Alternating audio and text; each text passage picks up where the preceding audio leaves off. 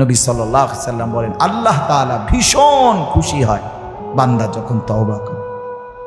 এজন্য যুবক ফিরে আসো, নওজোয়ান ফিরে আসো, নিজের ক্ষতি করো না।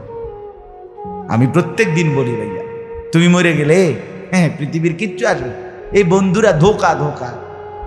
একটা ফোলা ফাইন তুমি মরলে খানা বন্ধ করতে না, কসম খোদা তুমি লিখে নাও।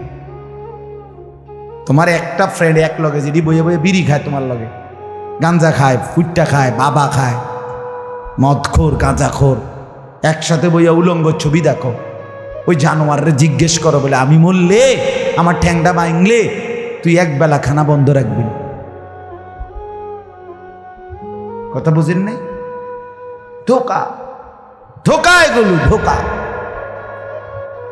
ওরা কেউ থামবে না। আরে আপন বাপ মরলে যেই সন্তানরা দিনের বেলা দাফন কাফন করছে, তারা কি সেই সন্তানরা, আপন সন্তানরা রাতের বেলা ভাত খায় না? কথা বলেন না কেন? পাশের ঘর থেকে খানা রান্দা ইয়ে আরো বেশি খায়, আরো একটু গোস্ত লাও, যেই কান্দাটা তুমি কাঁদছো আজগা। কি ভাইয়া? তাইলে আপন বাপ, তারপরেও তো সন্তান খানা খাইতেছে, তোমার লেগে কাঁদবে কি?